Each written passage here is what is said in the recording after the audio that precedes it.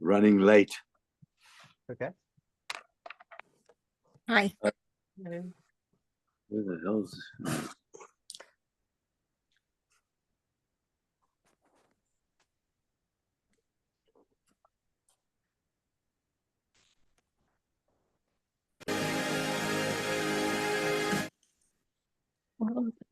Oh, hi, Mandy. Hi, Wow, man. this is an Nice old to be man. here. I thought you were busy meditating. Sorry, am I on mute? No, I'm not on mute. Okay. Never mind.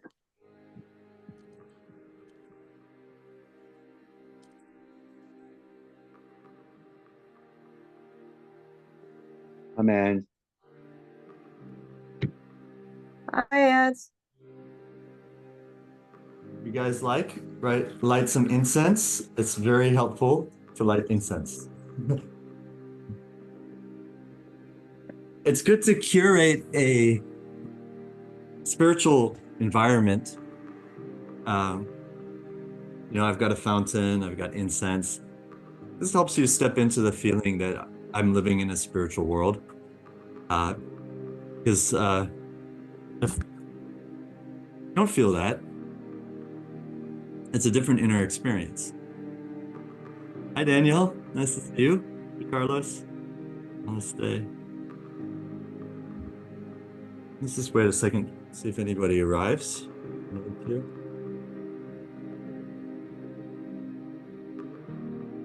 I'm in a spiritual place in the garden. That's very spiritual.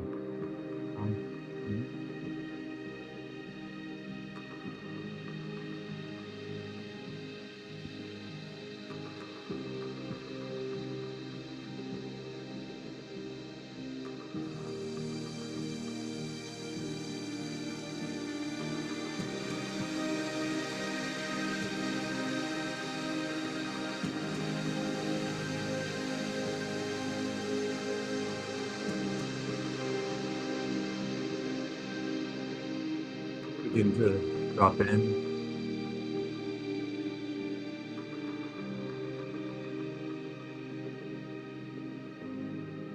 Just a pre-meditation meditation.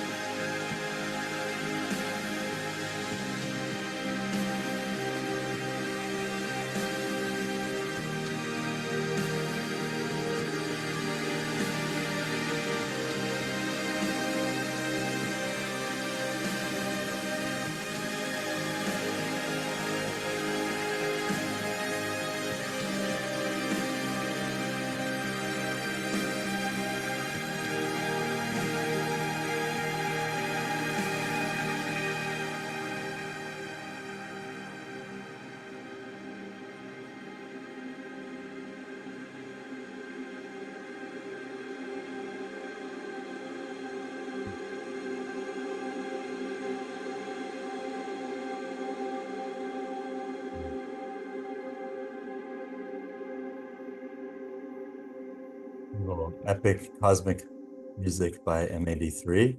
Highly recommend their bands, one of my favorite bands. So welcome everybody, namaste. Today we're talking about the Four Noble Truths. They were shared by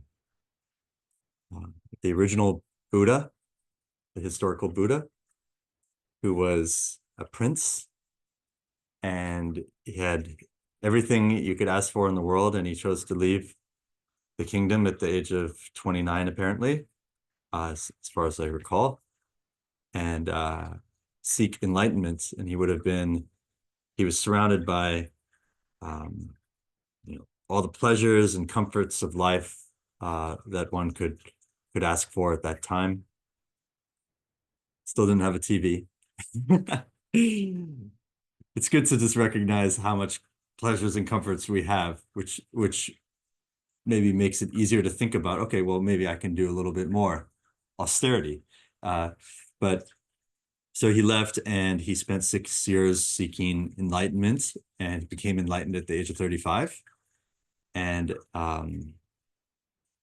just a beautiful enlightened being who achieved this condition of enlightenment. Enlightenment is not intellectual epiphany. Enlightenment is a transformation of the state of consciousness in which one experiences a kind of freedom or liberation from individuality while also being an individual. And there's a term called samskaras in yoga. The impressions, past life impressions, the things that obscure the direct perception of ultimate truth. So it's a very difficult thing to apprehend because it's so esoteric, it's so subtle, but it's common to every human being. Enlightenment is a part of our existence. It's the source that makes all of this possible, makes us possible. And it's the most blissful, ecstatic thing. It's to know yourself, to know who is experiencing this, why am I here? The really deep, important questions that make life a completely different experience when you know these things. So Buddha, historical Buddha, became enlightened at the age of 35, and he delineated 4 noble truths that are essential to understanding the human condition, and they are that within life there is suffering. So that's the first truth, that we experience suffering. Second truth is that suffering is caused by attachments. So I'm not talking about physical pain, but the suffering that happens inwardly as a result of attachment or resistance to what is attachment, or aversion, which is the inverse of attachment, right? So that's the second noble truth. And it's a profound thing to really see this truth, not just as yeah? What did you say the first one was? That within life there is suffering. Suffering is a part. Thank you. Yeah. They actually have, I'm not as familiar with the actual words. I'll read them to you. I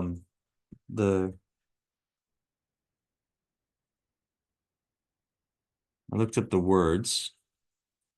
There's a word for each of them. Okay. I know the words when I see it. I'm like, okay. I don't usually use this word. Dukkha. So dukkha is the first noble truth. It means that there's suffering in existence. I mean, I almost don't want to tell you the words because I'm reading this word and I don't focus on this word very often. In fact, one of the words I do focus on very much, actually, somewhat synchronistic today. It's the third one. I'll read it anyway. It's samudaya, samudaya. So perhaps I don't know this one because it's kind of the negative version. It's like suffering is caused by attachment. But the next one is that you can alleviate suffering by relinquishing attachments, by giving up your attachments. So if you just imagine somebody that you feel is really like in a beautiful place, they're very content, perhaps just a magical, compassionate person, a very loving person, there's a sort of freedom in them. They have a freedom or a relinquishment of attachments. And so this is the third noble truth, that we can overcome the suffering we experience by finding the things we're attached to. You know, many years ago, my teacher said, and my teacher's teacher in one of his recordings, I like how he said it too, is like, find out what you're attached to and what your aversions are, and face them, overcome those attachments. Like, oh, people have to like me. People have to hear me. People have to, all these things, right? I need to be, successful in this particular way. All these things, right? And if you relinquish these things, not that you're not going to do your best and be as successful as you can, but relinquishing the attachments to the things you cannot control, relinquishing attachments to the things that are basically egoically defined, right? I want to be seen as special in this way or that way, right? Versus I'm just going to enjoy life like a humble child and do my best, right? So that's the difference, and actually accelerates progress in a lot of ways when you do that. So to relinquish these attachments, whatever they might be, it's also facing your fears is a part of it too, in which you can kind of let go and say, okay, learn to trust, learn to be. Eckhart Tolle talks about how if you're supremely concentrated in the present and there's no thoughts, then you can transcend out of the pain that thoughts cause. That's very closely related. So this is the third one. It's called Nirodha, which is one of my favorite things. And Nirodha can actually be when I usually use the term, I do so as a quality of experience in the mind where you're not thinking. So it's very much like what Eckhart Tolle talks about is if you stop thinking, then you've relinquished attachments. If you can really be in a state where you're effortlessly not thinking. If you ever experience it, it's not just like, oh, I didn't think for 5 seconds. There's a sense of absolute contentment and detachment where you're not even trying not to think anymore. That's just so lovely. It's not just a quietness of the mind. It overtakes you, this experience of Nirodha. That can be cultivated. So that's the third noble truth, that relinquishing attachments alleviates the suffering. And the fourth noble truth is that there's a way to do it, which is, I guess, what I've already just said, which is you can, there is a path through which you can relinquish attachments and overcome suffering. So this is Buddhism, the essence, the Buddhism, center of Buddhism. And so I would say a good thing to do is to try to find out what you're attached to and see if you can negate that. For example,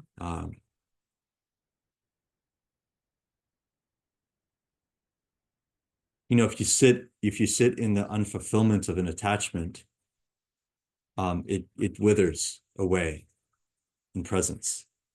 You can experiment with it. It's not pleasant, but it's actually very pleasant in another sense, because you're overcoming this thing that has loomed over you perpetually. And everybody's got their own things.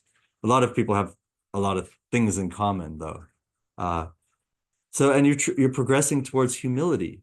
And if you do this, you can be more loving too. You get to experience an effulgence of love, an abundance of heart when you practice these things. And you can practice it for the next 20 years or the rest of your life.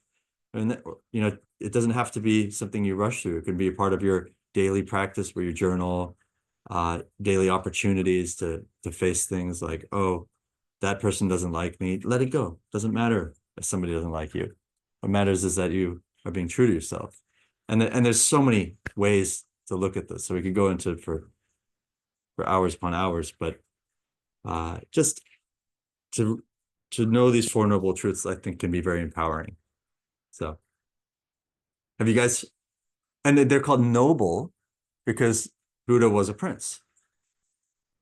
So I'm pretty sure that's the reason. Any questions? Colleen, Mom, I love that you're taking notes. No questions, but it's very interesting. Nice. So perhaps we can meditate today in a way that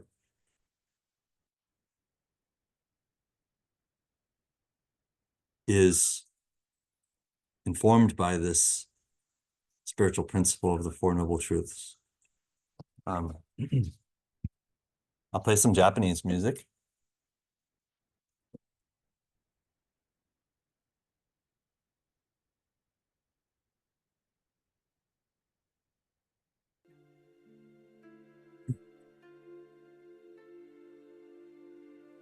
In today's meditation, we'll focus a little bit more on silence, on observation.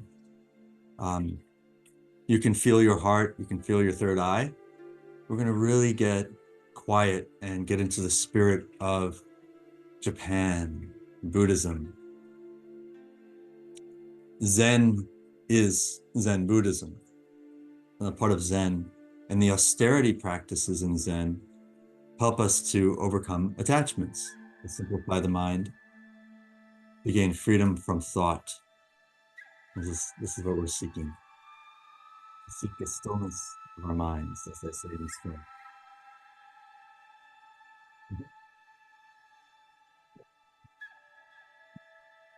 And we've all done the energy work together, so you can, pick a chakra. Navel center is a little bit of a Zen Buddhist chakra as well, because it's the chakra of discipline. But of course, always start with the heart.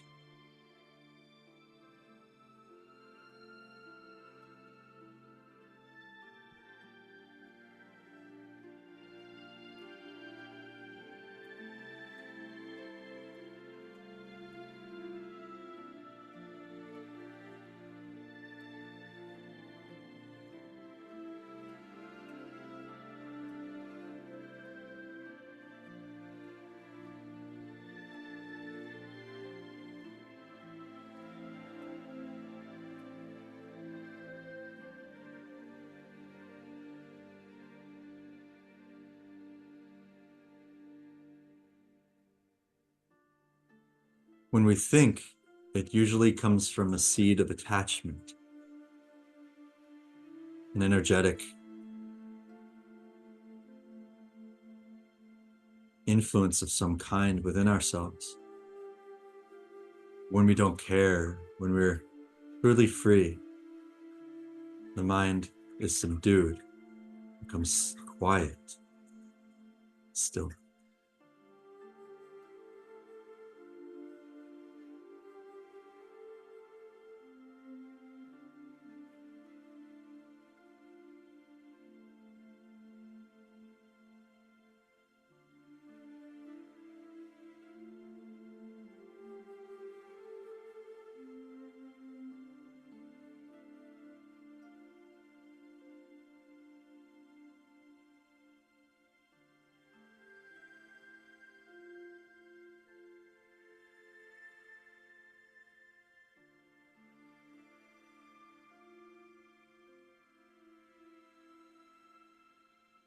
Become supremely concentrated in the present moment.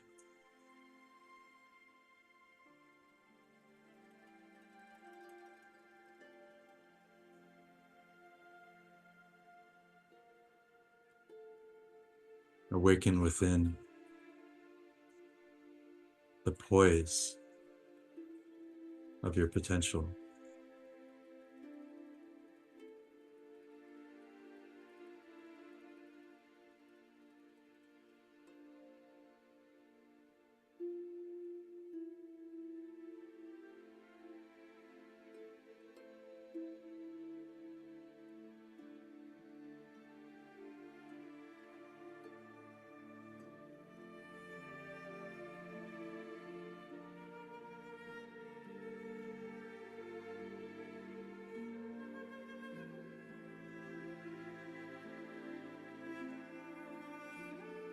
Observe the sounds in the environment.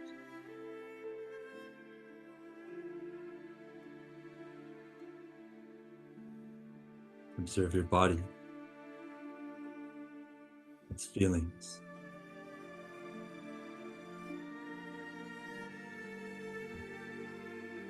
And observe your mind and its thoughts, watching them.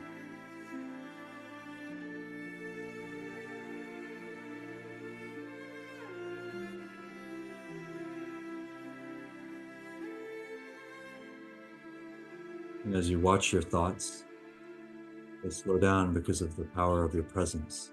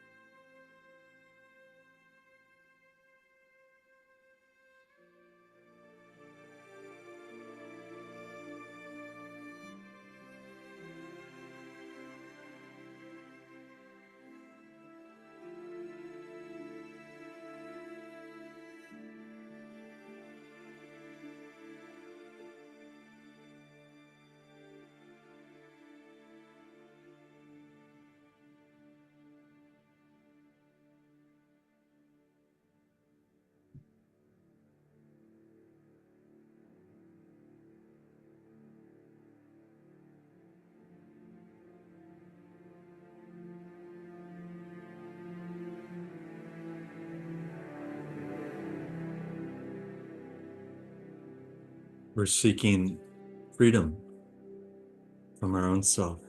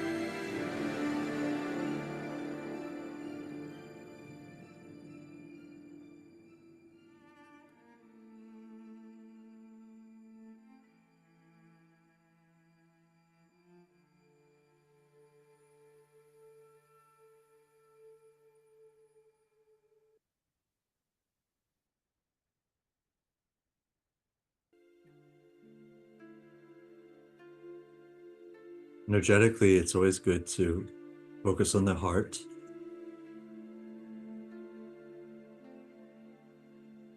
These don't have to be separate practices.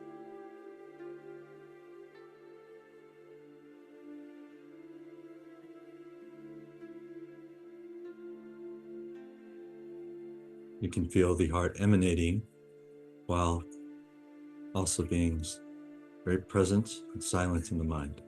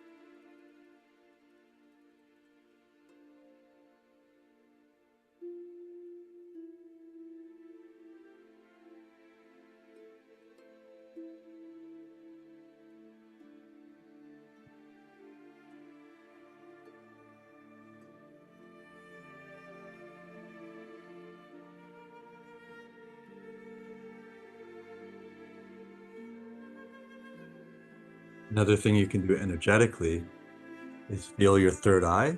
It helps keep the mind a little more steady. A little above the center of the eyebrows.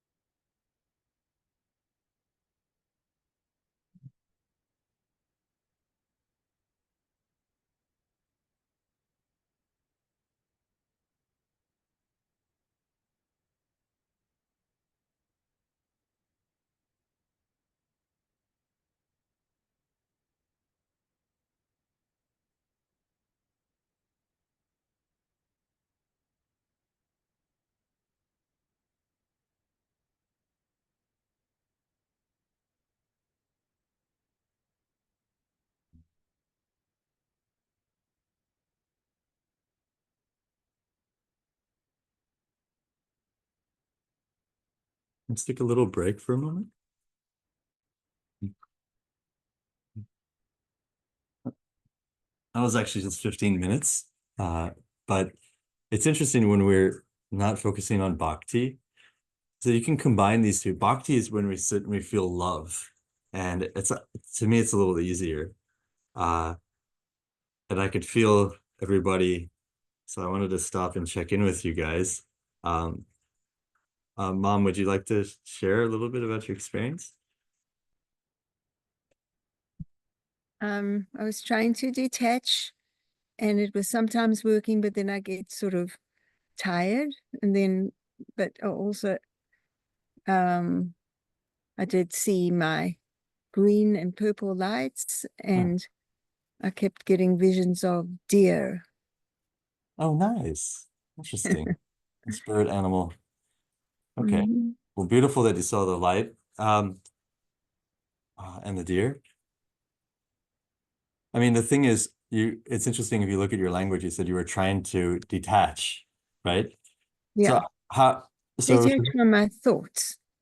well, but if you're trying to detach, then you're attached to not being attached. Right. Okay. So what is this thing where we are effortlessly not thinking, right? And how does it come about? And it's you can use the light to do it. Really just be very present with the light. That's another way to do it.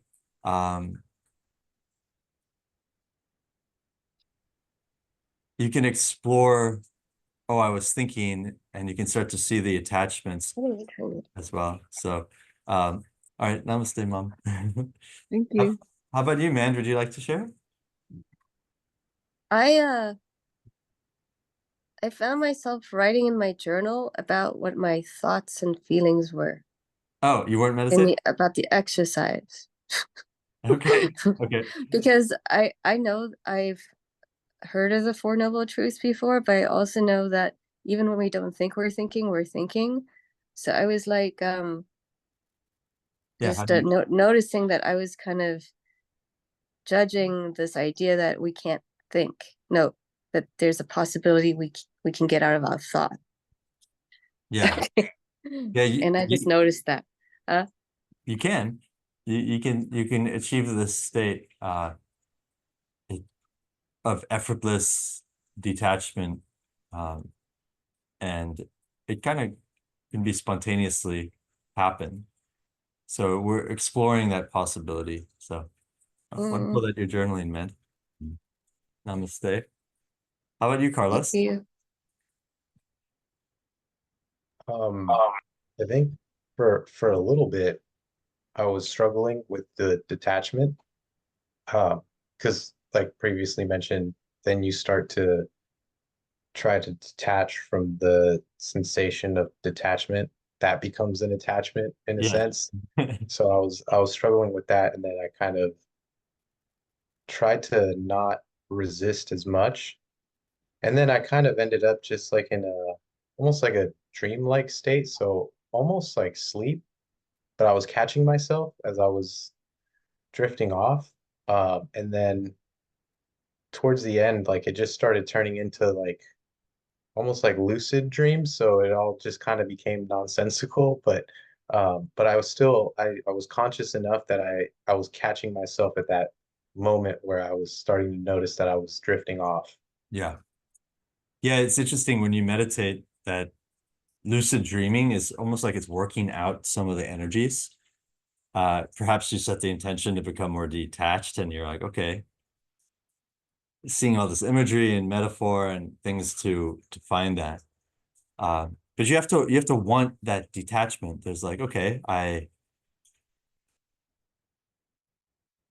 if you want if you want to be free, right? It's think about this like juxtaposition. Like I can have all the things I wanted, but then I always know that they will eventually be lost because the nature of the universe is transience. That's actually also the first noble truth. Another way to say it is the nature of existence is it's transient, right? So if you attach yourself to things that are transient, then you suffer.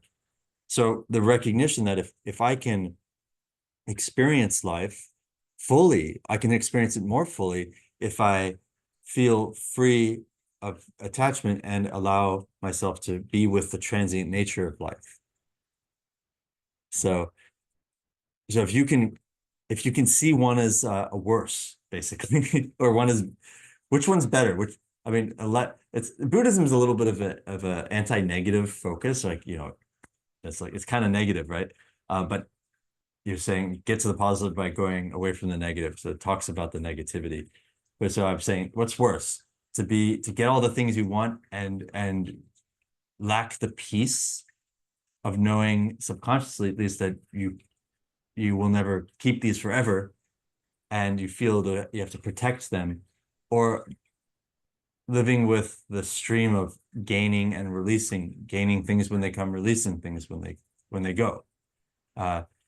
So this kind of can start to work on you And then I'm saying this because of the lucid dreaming. It's just a suggestion can be powerful. But yeah, it's in terms of being attached to being detached, that can be overcome by observing. Just observe with equanimity. Like, okay, that dude's attached. And you're looking at yourself, right? and you just observe and you don't care. And you're actually changing yourself because the way you're relating to yourself is what matters, not the attachment itself. You're relating to observation in a detached way, and that changes the energy of it. So thanks, Carlos. Thanks for sharing. How about you, Danielle? Nice to see you. Yeah, you too. Welcome back. Thanks. So it was interesting because usually when I do my own meditations, at the end, I usually try to go like to this like black space, like empty space, and I usually struggle to stay like in that silent space. And right now with this meditation, since the beginning, like in autopilot, I went to that place and I was able to stay there. So without any thoughts, just whenever I was like about to lose the focus, I just thought about my breathing and I just followed my breathing and I stayed like in this place. And then I Wonderful. started like trying to make this connection with the heart and with the third eye. But it started getting a little bit hard because like when the connection started being made, it was easier for me to lose focus and to go out of this quiet space, of this silent space. But I don't know, it was like satisfying that I finally was able to stay in there for a longer period of time. You know, if I make a suggestion like that and you're already being silent, the suggestion for the third eye is to help people if the mind is unwieldy. So if you're already there, you can just keep going with it, right? Because the goal is, I mean, you could try it too, right? It's something to try. But it sounds like you're in a state of pretty amazing detachment. You probably have a very regular practice, so it's easy for you to do that, I would imagine, or easier. So, well, wonderful, Daniel. Thank you. Thank you. You're welcome. All right, so it's 6:47. Let's do another 13 minutes. But I'll just definitely bring heart to it. I felt a kind of maybe I caused a different energy today. It should be a lot of heart, but we're just observing and considering how, attachment interferes with being centered in your heart. You're like, oh, I'm so attached to something, and then you can compromise your heart if you're attached enough to that thing. So let's see.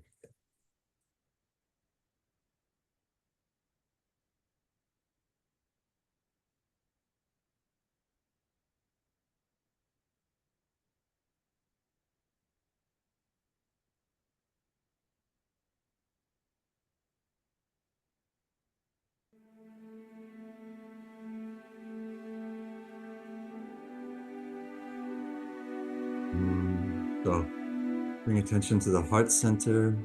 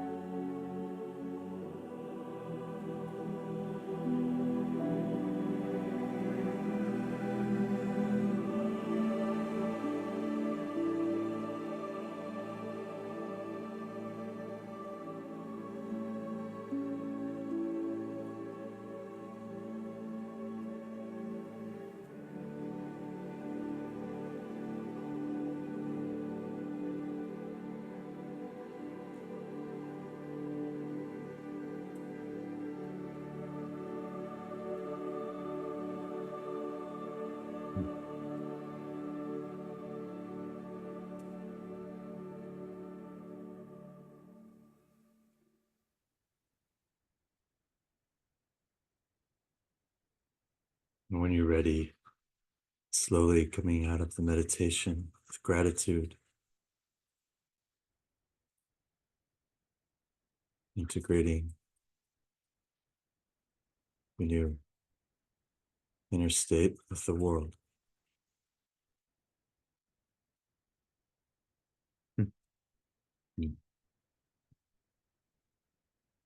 Oh, man, that was lovely. Oof. Oh, that was something. In the name of the truth of the path of going beyond suffering is Magga. So I just wanted to make sure I said all four. Ariella, would you like to share for a moment before we get off? We'll be off in a moment, everybody. I'm not going to ask everybody. Thank you, Adam. This was amazing. Thank you for being here. The first one, I spaced out, and I don't know if it was sleep or that I've spaced out before. Okay. Without any consciousness. But that didn't happen the second time. And so I decided I needed to let go of attachment to that. Okay. And so I just had this very peaceful experience with seeing sort of beige light just, Beautiful. you know, moving. It wasn't still, but it was slightly wonderful. moving. It sounds like you had a white gold, potentially. Beige is like a white gold. It wasn't bright. Okay. Okay. Well, that sounds wonderful and Lovely. and Thank moving. Yeah. You're welcome. Thank you, Ariella. Namaste. Anybody else want to share before we get off? We started a couple minutes late, so I went a couple minutes longer, but I just got to hear from my mom. Mom, how was it? Just a quick share, just a 30-second share or whatever works for you. Yeah, that would let me, I released more and I felt like just calm and my heart felt open. So it was different. So I guess I've just been running. And then the first part, I wasn't quite there. The second part, Wonderful. I was more relaxed. Wonderful. Thank you, Ed. And Very did you see your light too? Yes, but not as boldly, just Okay. was there. Okay. Well, it's a big Thank deal. you. All right, guys. Namaste. Thank you so much. I will see people potentially tomorrow for coding class. Love to see you guys there. So thank you. Namaste. Namaste. Thank Bye. you. Bye, Thank man. you, Bye, Adam. man. I'm so happy you're here, man. Thank you. Love you Namaste. guys. Bye, Dad. Thanks, Adam. Welcome.